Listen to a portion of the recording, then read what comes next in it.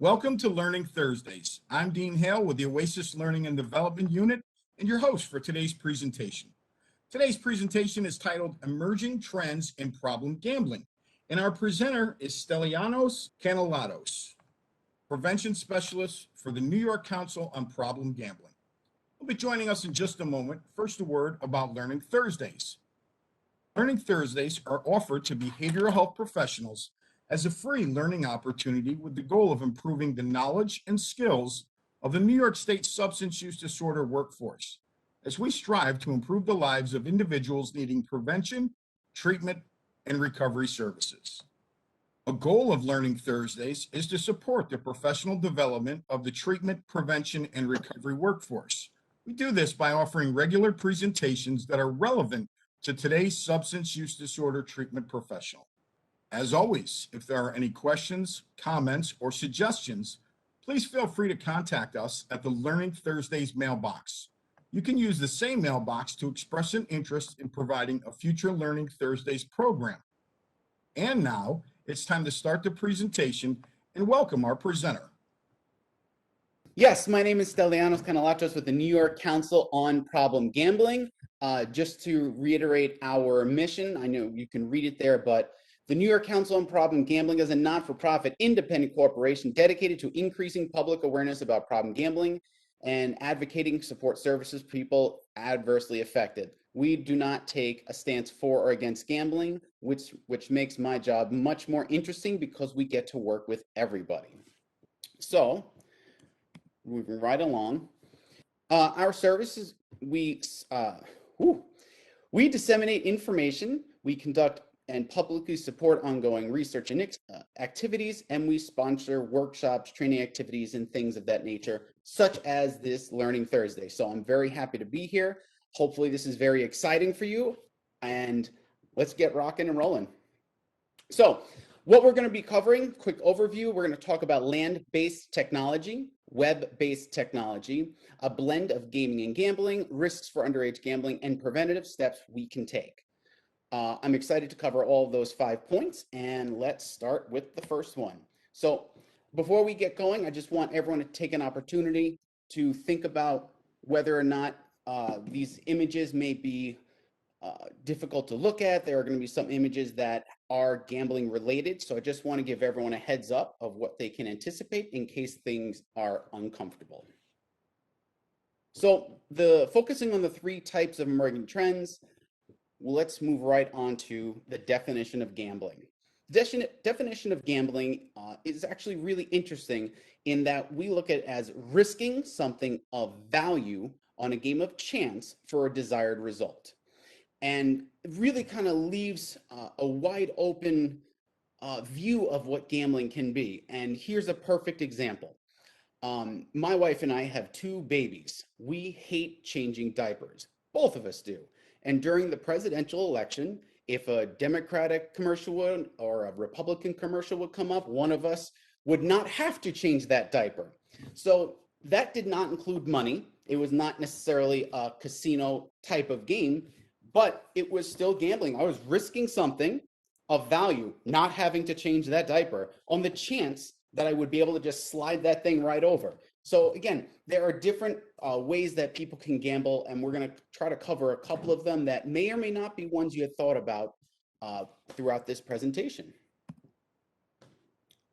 All right, so land-based gambling technology really started off with lottery terminals where people can put in some money, they can pull a slot down, some people would win, some people wouldn't. It was, by looking at it nowadays, very archaic in how it worked, but they have really bumped up technology, which is really interesting. But beyond a video-based terminal, land-based gambling, things have really opened up. So for instance, there are now casinos that have a club-style feel. So it's not necessarily the traditional feeling and look of a casino. Now these casinos are incorporating things like live DJs, wall screens, and electronic tables that really mimic what's going on, while also still having that chance built into each of the machines, right? There's always an algorithm in each of these machines that will dictate whether or not people are going to win, just like any other type of gambling. So we always try to keep people aware of that it's land-based, but it's still a type of gambling, even though it may not look like a traditional gambling machine. We also have video game gambling machines. Now, what's really interesting about these, and we're going to cover more about this later on, is that these video game based machines mimic or look exactly or even have the rights to use the names of actual video games that do not allow people to win or lose money. So the fact that they mimic it is really could be really confusing to someone, especially a younger person who is an avid gamer who might be fantastic at playing a game in a video game, but when they come to a casino to play a similar video game but is gambling related, they don't and won't have the same winning outcome. So, and we're going to cover more about video games and gambling shortly. Okay, so defining gambling online is really simple. Risking something of value on a game of chance for a desired result online. Same exact definition, only difference is the location that it's done. So, right, a traditional gambling is done in person, in a building, or with friends that you can see. Online gambling is the same type of gambling, all based virtually. So, what would that include? Well, we got to start where it began. And the first technological use of machinery for gambling would be a telephone. And the phone was used for people to place bets on sports or really anything else. And that was taken down by the government because we wanted to make sure people were gambling at least somewhat in a way that people felt were able to be safe with their gambling behaviors. But technology has blown up. All right. The internet started earlier than 1991, but it was open to the public in 91, and the first bet was placed in 1996.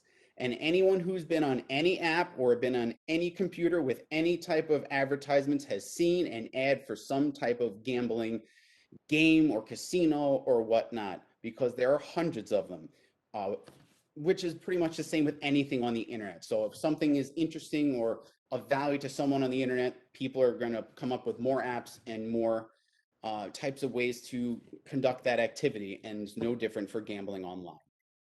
Online gambling technology has changed, right? There's obviously people can do, like I said, traditional types of gambling online, like poker and blackjack and slots.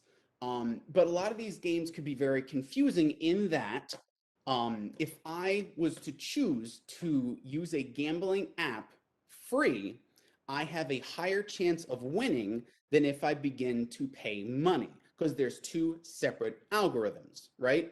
So what that is called is freemium, right? It's a free video game or a free app or a free something that once I start putting money into, it changes. So it's free at first, and I have the option to put money into that type of game, app, or gambling casino. So it starts free, ends up where I have the option to pay money.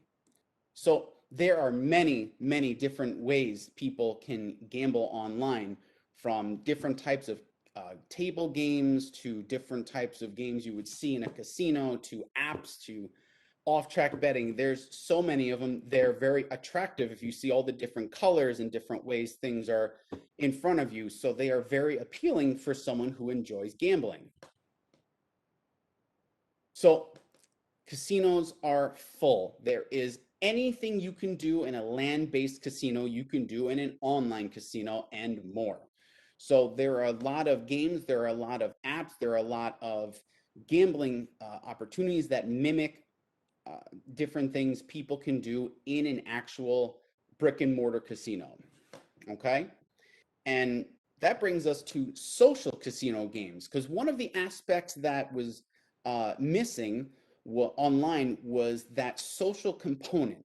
So people were choosing to gamble, perhaps blackjack, since there's an image of it right there. We'll just focus on that. People could have played a blackjack app or online, but it's just them. They don't see anything else. It's just them. It could be very lonely. Well, there are now social casino games, which means I can be playing that same exact game, but also have an opportunity to interact with other people at that table. It could be much more comfortable for people because they can have what's called an avatar, which is an image that may not look exactly like them. So, I may claim that I'm Stellianos, but realistically I could be a blonde-haired woman behind the screen. So it kind of changes what people can do online, but it also opens the opportunity for people to be social and connect and get to know each other. The concerns is it could be a gateway, because obviously if someone is on this type of game, enjoying themselves and making connections, they're more likely to feel comfortable and spend more time and more money, which can lead into a problem, which is what we're hoping to avoid. There's also daily fantasy sports and now mobile sports betting. Daily fantasy sports was pretty interesting because what they did is took fantasy sports, which was a 12-month long, not 12 long, a season long game where people would get together with some friends. They would see all different players in a specific thing. So for instance, the NFL, if I was to choose to play fantasy sports with a couple of friends of mine, what we would do is we'd select my favorite quarterback, my favorite linebacker, my favorite receiver, and make an imaginary team with the people I chose. So that would happen over the course of a season. So we would start at the beginning, and by the end of the season, we would find out who won. Daily fantasy sports changed that dramatically because they took a whole season and sucked it right together into a one day or each day type of activity. The difference between fantasy sports and daily fantasy sports is it's much faster. There's a lot of opportunities for people to change and make different choices, and maybe one of the players they chose got injured, so they're going to pick a different player. So each day can be completely different, which in itself can be exciting, because fantasy sports was exciting, especially for people who are interested in sports, but now they can do it each day, which could make it much more exciting. And again, when there's more excitement, there's more possibility for problems. Mobile sports betting, very similar. People have been gambling on sports for as long as sports have been around. But since it has been legalized, now there are, again, gambling apps online. You can go to casinos. There's different ways that people can bet on sports. Mobile sports betting really focuses on mobile technology such as cell phones, tablets. I would even say laptops, because you can pretty much use them anywhere now, because cellular service can be anywhere. But any place where someone can use something to bet in different locations is mobile sports betting. So one of the issues with mobile sports betting, and we're going to talk more about this as well, is that it's just there all the time. People can be gambling at any time, at any moment. Just about everybody I know has a smartphone. So anytime something becomes more available and easier to do, it can tend to become a problem, which is specific to what we're looking at is gambling problems. So we want to avoid and prevent problem gambling. Sports betting was a issue in the past because they worried about ethical gameplay, because if someone is going to choose to throw a game because either someone is asking them to and will pay them for it, or threatening them, ethical gameplay comes into question, because if there's money involved, there could be criminal activity, which really kind of puts the game in question. It may not be as enjoyable for everybody. So we've got to ask ourselves, what makes gambling online so risky? Well, first thing is accessible. Like I said, you could be anywhere, because a lot of people, even on laptops, have cellular services. But most places you go to offer Wi-Fi. Really, any restaurant just about, and it's really easy to just sit down, connect to Wi-Fi, and do whatever you choose to do online.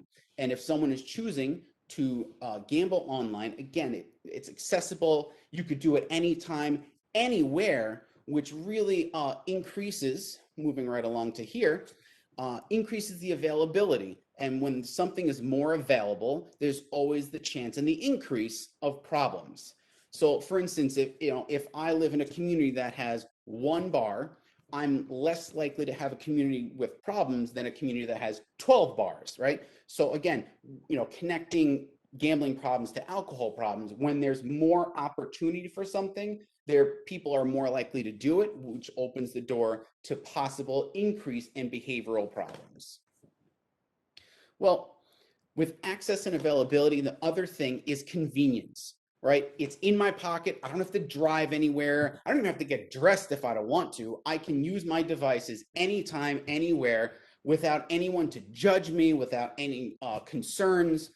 But again, one of the flip sides of that is the convenience makes it easy to hide. So if someone is struggling with a gambling problem, it could make it more difficult for them or a family member or someone they work with to really identify, what is going on, and which could be a gambling problem.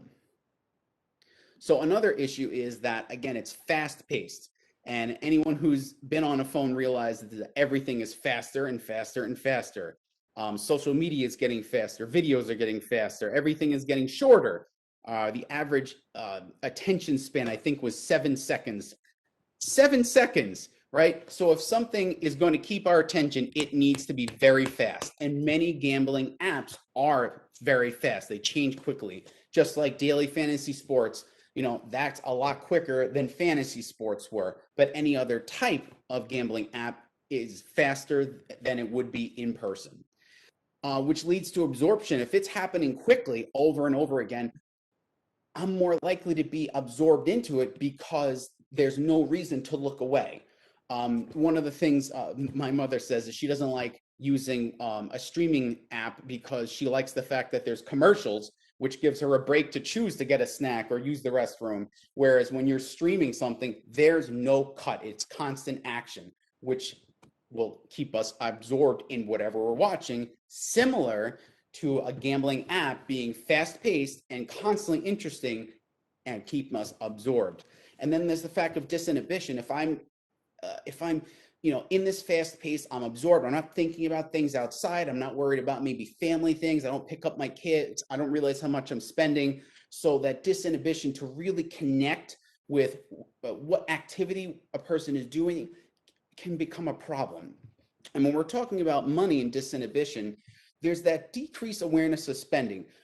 Two major reasons. The first reason is, again, there's that absorption. So I'm not paying attention to maybe how much I'm spending or how many coins I have or whatnot. The other issue is if we're talking about coins or tokens or other types of in-game currency is currency that does not exist in the real world. For instance, many gambling apps offer tokens. So if I'm a person that's going to use a gambling app, I have to exchange my money. So I put money into the app and that money now becomes tokens.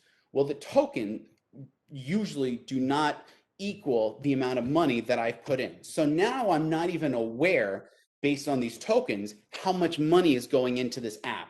So it gets very difficult for someone to be aware of what they're spending because they may not be able to identify the difference between tokens and dollars, but also that absorption and that disinhibition to step back and say, okay, how much have I spent? Is this the right choice? Should I be doing this?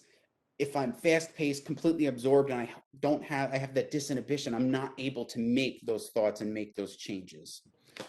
With that said, again, there's the increased problems from accessibility. Public awareness is a really interesting one because the more of the public is knowledgeable about something or aware of something, the more it becomes normalized. And when we're talking about, online gambling or mobile sports betting, if it's becoming more normalized, there's less people that will think there is a problem. And therefore, if someone is having a gambling problem, they may not even recognize it as a problem. They may see it as a moral failing, which is incorrect. Problem gambling is a mental health disorder.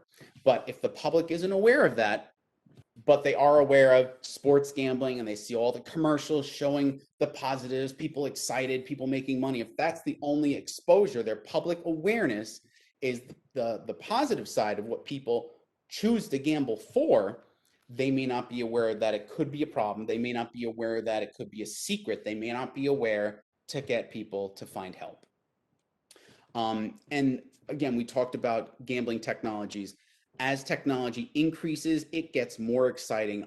I love technology. I love how things are changing. I love all the new toys in my car. I love to, go online. I like to see different videos. I see how fast that's exciting to me. And that translates into gambling apps. So it builds that excitement. It's following what people are looking for, and it's following what people are interested in. What makes the difference between gaming and gambling? That's the big question everyone asks, and here is the very simple answer. Gambling is needing to risk something of value on a game of chance for a desired result or for something better, right? We've talked about that. Well, playing a game is simply playing a game for entertainment. So if I'm playing Sonic the Hedgehog, I'm not making any money off that. I'm just in it. I'm playing. I'm enjoying myself. I'm trying to jump on as many people as I can, collect my rings. I want to get all those emeralds at the end. That is playing specifically for entertainment. But now there's that convergence. There's that merge between gambling and gaming. And the merge is, in many video games, there are now the option to risk valuables in hopes of an enhanced experience, meaning either I put actual money into a video game to bet or wager against someone else, or maybe there's an in-game valuable, right? Maybe there's a skins or a weapon that somebody wants, and we can wager that in the video game. So that's a big part of this. The other thing I like to bring up is games are becoming cheaper. Fortnite, for instance, was free. Why was it free, right? If we think about this, is it really free? Does free really mean free? So if I'm at the mall and I'm walking around the food court and you get that free piece of chicken when you pass, I believe it's one of the Asian restaurants, and you get that chicken and you got that taste in your mouth, you are more likely to buy their food. You've already had a piece of it, and you know what it tastes like, you know what you're getting. People are more likely to buy that food. So really, was that chicken free, or was that a way to get people to say, this is where I want to purchase my food? Well, that's the same thing. If we're purchasing, I'm not even purchasing, if we're getting a video game for free, people are more likely to purchase things inside the video game. For instance, the ability to jump higher, or different weapons, or different looks, or maybe a different avatar. Maybe I want to look like a bear instead of looking like a person, right? So there's different things that people can purchase. And what happens is people will spend way, way more on video game in-game items than they would have spent on the game in the first place, which is why something that's free is not usually free at all. There's always something behind it. So with that said, we're gonna move right along about the blend of the two. So when I was a young boy back in the 90s, there was a video game that came out in 1994 called Alex Kidd. That game was based on, I believe Alex was trying to free his dad from some alien place. I don't remember the exact reference of it, but the way to actually be good at that game is you collect coins, and then you go into like this little venue and you play rock, paper, scissors against this other creature. And if you win, you get stuff. So for instance, maybe you want to get a motorcycle to get, gain more ground. Maybe you needed a pogo stick to jump higher to get somewhere.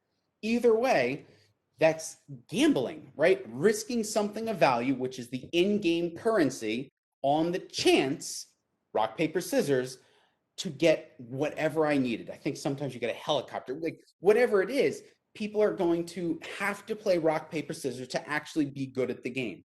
Their gambling was built into it before in-game currency was even recognized as something.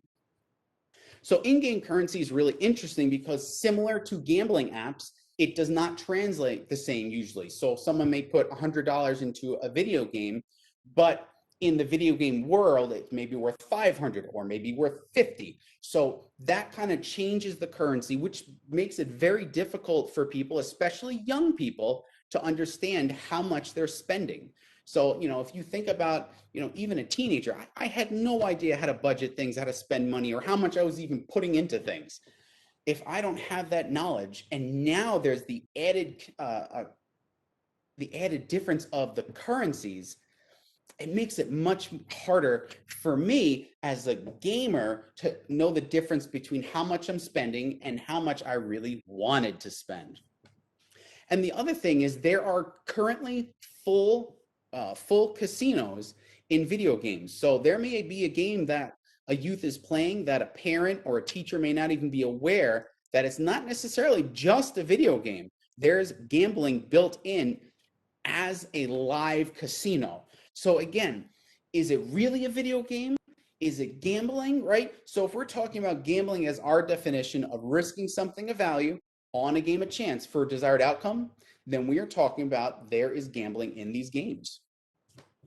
So we also have skins, right? We talked about in-game things like skins for different guns and different outfits and different people. We also have loot boxes. Loot boxes have thrown a lot of people off, but we're going to break it down to something fairly simple. So sometimes I like to play the 3 cups with my kids. Put something inside of one cup and I shuffle them around really quickly, right? They pick a cup. They might get what's under there. They may not. When I put the cup back down and I reshuffle them, the chances haven't changed. There's still the same exact 1 out of 3 chance they're going to get whatever's under the cup. Loot boxes are the same way. So a gamer may purchase 1 loot box and win something amazing. Another gamer may buy 50 loot boxes and still not get anything good. They're all individually, whether or not they're going to win. Their algorithm is different, and it's just so interesting because if people are going to purchase things and they're not aware of what they're going to get, but there's that excitement, right? Which is really what someone with a gambling problem is going after, is that excitement that something could happen. Sometimes it's not even about the win anymore. It's just about that excitement of what could I get? That's what youth are starting to experience in video games where parents may not even be aware. And again, the in-game currency is just very confusing for really everyone involved. So one of the things about video games, I think we talked about freemium. Something that's free is not really free. In-game valuables and duels. Esports. Esports is something that is interesting to people, and it's interesting to me. So esports is not necessarily just soccer video games. It can be any type of video game. It could be a war video game, an alien invasion video game, as long as there's different people playing against each other. There's some type of tournament. It could be individuals, could be teams. And then some of people have said, well, why would kids watch other people play video games? Good point. I always wondered why people watch sports. If you like football, get a ball, make some friends. No, millions of people are watching football because it's a thing that they like to watch on TV. Same thing with someone who's enjoying video games and is a gamer and wants to learn more and wants to see who is the best and what do they do that I can try to do. They're going to watch gamers in esports tournaments. So I hope that kind of helps. That really is a really interesting thing that throws people off. But again, esports is a tournament or a situation where one person is on each side or a group of people and they're competing to win something. It could be a sport. It could be, maybe they're fighting over a planet somewhere. I mean, there's a million things that could be, and games are changing constantly, so the tournaments are going to change. But again, esports is sports online. All right. So what puts youth at an increased risk for all this? Well, if we think about teenagers, especially anyone who's had a teenager or is related to someone who has a teenager, they have said that their brains are on fire. They are out of control. They don't know where they are. They're losing their heads. They're friends with somebody today. They're not friends. They hate them next day. They're best friends again the day after. Why is that? Well, their brain is going through a phase where they need to explore everything, right? They're not listening to their parents. Their parents gave them some guidelines and told them what's right and wrong. But they're at an age where they're going to question that. They really want to identify what's new, what's exciting. Do I like this? That's terrifying. And they're starting to build their own personality. In that development stage, if they're choosing to gamble and gambling is exciting for them, as their brain starts to solidify and become an adult brain, gambling is going to stay as something in their brain as something that feels good or can make them feel better. right? So as our brains are coming together, like for instance, roller coasters. I hate roller coasters. I don't enjoy them. I never did as a kid. So my brain says roller coaster, hold the purses, let the girls go. So that's how my brain formed. If we're looking at how someone's brain forms as from adolescent to adulthood, and things that feel good or things that are exciting stay, if gambling is one of those things, then they are very likely to at least gamble more than the average adult, if not have a much higher chance of having a gambling problem. And hopefully not, but a gambling disorder where they need treatment services. So how does this happen? Well, the brain becomes mature from the back to the front, right? They learn how to coordinate. I've got two kids right now. They're rolling all over the place. Right now, they're just trying to figure out how the hands work. They're trying to figure out how to walk. But then there's that motivation. I have food. They like the food I have. Maybe I'm eating cookies or I have ice cream. You know, my 2-year-old knows what that stuff is now, and he will chase me down until I give him some. He has that motivation for something, and there's that emotional attachment, because if I don't give it to him, he will cry, if not scream, right? And then later on in development, was where the prefrontal cortex, this is the thinking part, is finally being worked on and will finally be completed by the age of about 25. There's obviously some wiggle room in there, but again, the process doesn't really fully complete until the mid to late 20s. So if the brain and the part of the brain for judgment doesn't really develop fully until the late 20s, we really need to be aware of what our youth are doing, because they may not have an idea or may not care that some of the activities they're doing are becoming something that their brain sees as something necessary to feel good. And if gambling is one of those things that a youth develops the brain to say, this is something that feels good, as they get older, different life challenges, you know, maybe you got married, you got to deal with the finances, maybe you know, getting a house and you can't afford it yet, or maybe, you know, you get divorced, or maybe you lose somebody. All these major events can trigger the brain to say, I need to feel good. I need to feel good right now. And gambling may be one of those things. And if they get out of control, we have a gambling problem. Youth and problem gambling is worse because they have a problem much faster.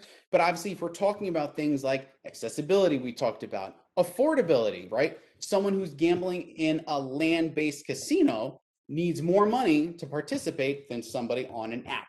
So it makes it more affordable and much easier for young people that have no jobs to gamble. Convenience, it's right there. Disinhibition, escape.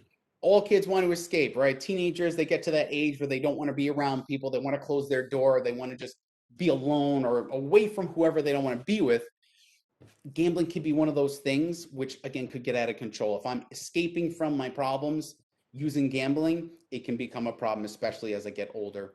And the social acceptability, right? My friends might be doing it. I'm more likely to do it, right? I don't like heights, but when I was in school and my friends went cliff jumping, guess what? I jumped off a cliff with them. I didn't want to be the one that didn't do it. So as kids are seeing their friends do things, they're going to want to participate, either for peer pressure, to have a certain look, or because they're just curious. This is what they're doing. Why are they doing it? Is it fun? Is it enjoyable? I want to try it. So with the spectrum of gambling behaviors, we have the non-gamblers, which are people who are currently not gambling at all. We have people that are at risk, because anyone who's gambling can have, like I said earlier, a very impactful life experience where they may start to gamble more, right? Because they're looking to feel better or to escape or whatever reason it is. And that leads them to the higher possibility of having a gambling problem. But we always have to think about the non-gambler, which could be a kid that's not gambling around their friends, but the non-gambler is still exposed. They're still seeing people do it. There's still the messages. Anyone who's watched any sport event lately, there's just a million commercials. So it's hard to escape being aware of it. So a non-gambler can at any time become a gambler, and they obviously can move into problem gambling depending on life experiences and what's going on with them. So consequences of underage gambling. This is always interesting to me. Well, if I'm gambling and I'm losing my relationships, I'm going to have poor academic performance because I'm sad. I'm going to have higher anxiety because I don't know what's going to happen tomorrow. I may not have money. I'm depressed because I might be out of money and my parents are mad at me. So I'm more likely to gamble more and use alcohol and other substances, which is going to disrupt my relationships further, which could lead to crime because I need money, delinquency because I don't want to be in school. I want to be gambling. And of course, if I'm not paying attention to the important things in my life, I probably also have poor health. So these consequences really all piggyback off one another. And it's really important to see how they can really impact one another and almost exasperate each one. So just to be aware, if people are not paying attention in school, if they might be stealing, if they might not be doing as well in school, if they might be acting differently, just ask some questions, right? And that's going to bring us to what can we do to prevent youth gambling? Well, there are things we can do. The number one thing is we need to know the semantics. We need to know if a kid is actually gambling or if they're gaming. So we need to have those chats with you so they know what they're doing. They may choose to continue doing it if it's gambling and we don't approve of it, but at least they need to know the difference. If they don't know the difference, they're just going to continue doing something. We don't know what we don't know. I'm getting older now, but in my 20s, I knew everything. Everything. Just like most people, we think that we know everything, we're invincible. But as I've crept into my late 30s, I'm realizing if I read something, there's 10 more things I didn't know.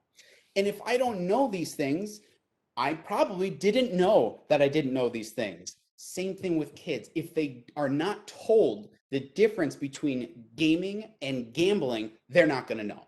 So we have to have these conversations using the correct wording. So we need to educate youth. Very simple. Gambling as a youth is not safe, right? There are consequences. There's brain development. There's just the inability to understand what the game could be doing. So if it's in a video game or if it's an app, it could be very confusing. People need to know that most people who gamble lose. Youth may not realize that. I always tell people I've been in casinos. They're beautiful. They're beautiful. Why? Because they have the money to look beautiful, right? They're a business. They're here to make money. And if kids think that they can make money by gambling, they're going to really find problems. Gambling can become an addiction, right? Like any other type of addiction. You know, when we were talking about the brain earlier, how do people get addicted to gambling? There's no substance coming in. I'm not eating something or drinking something. Well, the same dopamine explosion. Dopamine is the happy chemical. That's how I always think of it. There's that same dopamine explosion with the chance, the excitement that I might get something great, just like someone who might be using a substance for that same dopamine explosion to feel good. So it's the same type of feeling, the same brain activity, which can become an addiction. There are no guarantees when gambling, and Lucky Charms play no part. I always kind of tag those together a little bit. I always think it's interesting, you know, if working with youth, you flip a coin, heads, flip a coin, heads, flip a coin, head, flip a coin, heads. You ask them, they're almost always going to say, well, tails has to come next. Does it really have to come? Does the coin understand that it's being flipped and has 4 heads in a row? Maybe I should do tails the next time. No, the coin has no idea. The coin is not thinking. The coin will flip and will give you a 50-50 shot of being heads or tails every single time. Every flip is exactly the same 50-50 chance. There are no guarantees that that coin is guaranteed to land on heads or guaranteed to land on tails. When we're gambling with something, if there's chance involved, there are no guarantees. And Lucky Charms, you know, my dad always has his special hat. He's got a special jacket. I've seen people with little trinkets on machines and they bring, you know, whatever it is. People believe there's stuff that gives them more luck. It doesn't. There's no extra luck based on the items or the cool things that someone may have. You know, yeah, they don't do anything extra. And when we're talking about educating youth, they need to know what risk and chance actually is. They may not understand that there's a chance something can go right, something can go wrong. They may not understand that when we're doing 3 cups, there's a 30-ish% chance that they'll get it right. If they're flipping a coin, there's a 50% chance they can get it right. And as we add more elements, like in a card game, there's 52 cards in a deck. Well, we're doing 3 decks now. There's a lot more cards. And they need to realize that the chances change, the possibilities change, the algorithms in video games and apps that include gambling change. They're very different, and they can change additionally at any time. There's not really any way to guarantee that the same algorithm will be used tomorrow, because if it's not working today, they're going to change it, right? Because they're a business. They want to make sure that their apps are working in a way that is in their favor. So again, we need to be aware. What is risk? What is chance? And how does that affect the activities that I'm participating in? When we're talking about prevention of underage gambling and hopefully a future of problem gambling, we need to educate parents. Parents need to know these things. I'm a parent. I learn stuff constantly. Again, like I said, I know nothing anymore. So I'm constantly picking up tips or hearing things or reading things. Or maybe I'm paying attention to how someone is parenting and I say, oh, I don't want to do that. Or I look at someone else, I'm like, oh, they're smart. They're doing something right. I need to talk to them or read about it. So parents need to be educated. There's so much that they could learn, that they need to learn. And again, with all this technology changing so rapidly, it's hard to keep up. When I was in college, I loved technology. Any new app that came out, any social media platform, any hardware, I was so excited to try it all out. I have 4 kids. I don't have time for that. Whatever's working currently is probably what I'm going to stick with until they're all out of the house and I have time to think about what's new, what exciting thing, right? My 8-year-old is already teaching me about different games and how to play them online. So they are going to know way quicker what's going on than a parent will. So it's important for parents to know what's going on, either by prevention people educating them or really telling them just to talk to their kids, which is very uncomfortable for some parents. We also need schools to help with policies, right? If a school doesn't have a policy against gambling, kids are going to think it's okay. They're going to think that it's a perfectly healthy activity, because if my school doesn't say it's bad, it must be good, right? So we need to make sure people are aware. Advertising, there needs to be advertising to teach kids about what gambling is. Again, the chances, the risks. They need to know what's going on, just like adults do. Adults need to know what they're getting into so that they're making educated choices. And again, so we really need to get information out there, advertising out there, just to at least let them know what problem gambling is, where to get help, and things of that nature. And again, where do we get help? Where do I find help? You know, could be using the Hope line, could be, you know, contacting the problem gambling resource centers. There are options out there. People are not alone. Families are not alone, because just because an individual is having a gambling problem and they don't want help or are not ready to get help or even ready to acknowledge that they might need help, there's help for the families. They can start that process to start to try to heal and find a new way in life. All right, so just a quick review. We talked about land-based technology, things that are currently in casinos and growing in different types of casinos to, you know, really get a younger crowd, because, you know, we need to, you know, people that are my age, we like things that are quick, and the kids that are younger than me like things even quicker. So the technology has to change. We talked about the web-based technology. We talked about the blending of gaming and gambling and how they can be really confusing for kids, and it's definitely confusing for a lot of adults. So we really need to get this information out there. The risks of underage gambling, how it affects the brain, how it affects development, and how it can affect their increased chance of having a gambling problem in the future. And we talked about some preventative steps we could take, right? Again, reviewing policies in the schools or businesses, educating parents, messages, put a poster up in a school, put a poster up in your local you know, gas station, whatever it is. If kids are seeing these things, they're at least going to start asking questions. Even if they disagree, they think it's stupid, they have the thought, at least there's something in there that are going to start having them think about what's going on. So with that said, just some resources to go over. My goodness, Youth Decide New York is a website that is dedicated to underage gambling or youth gambling resources, either for prevention or to educate parents to know what's going on, or to have a conversation. There's videos on how to just start talking, right? Because we don't want to just go with my kids, be like, sit down, we're going to talk about this problem. That's awkward, it's clumsy, it's uncomfortable, no one's going to feel good about it. But if we can just have a conversation and start asking questions and kind of weave it in the direction we want it to go, Then you have a conversation. Now everyone's feeling more comfortable, and kids are more likely to share because they want to talk about the stuff they like. Kids want to talk about that stuff, but if we tell them that's wrong, you shouldn't do this, they're going to do things anyway. So we need to know what they're doing just to help guide them, help them out. Talktokids.org is a website that has resources to help educate parents, again, how to start those conversations with kids, because kids are reporting as young as 10 years old that they're gambling. So we need to make sure that we're helping them out. What resources are out there? And again, how can these parents start these conversations? KnowTheOdds.org is a website that just has a ton of information on problem gambling as a whole, both underage and adult problem gambling, but nonetheless, there's a ton of resources on there. Some of them are really fun, like the infographics, those are fun. And then New York Council on Problem Gambling, our main website, it's there for training purposes, help connect people to help, and really just act as a hub for problem gambling help statewide. That's what we're here for. We're here to help. We want to educate people. We want to get information out there. We just want people to have hope, to let them know they're not alone if they have a problem and that somebody cares. So I think that's just about it. Yeah, treatment resources. We got the New York State Hope Line.